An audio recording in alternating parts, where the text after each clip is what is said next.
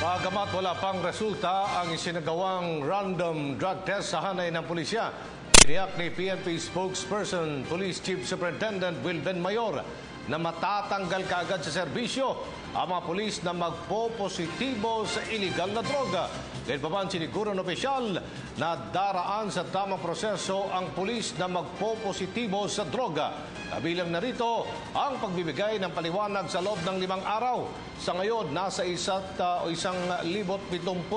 tauhan na ng Philippine National Police sa buong bansa ang sumailalim sa random drug test na isinagawa mula Mayo 10 hanggang Hunyo 8. Batay sa uling datos ng PNP, mayroong 68 police personnel na nagpositibo noong nakarang taon. Iginit ni Mayor na kailangang maging mabuting ehemplo ang mga pulis sa taong bayan kung kaya't nagsasagawa sila ng random drug test sa kanilang hanay.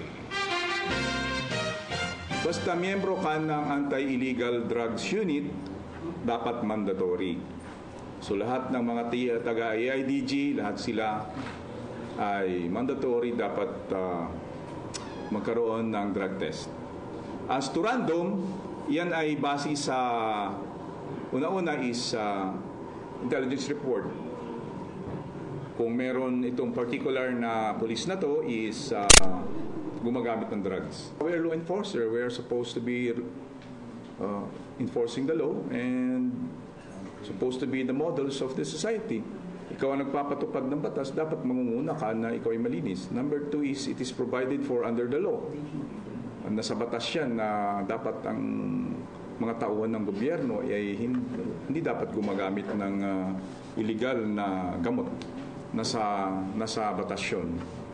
And of course, number 1 is you should be the role model of the community, being a law enforcer.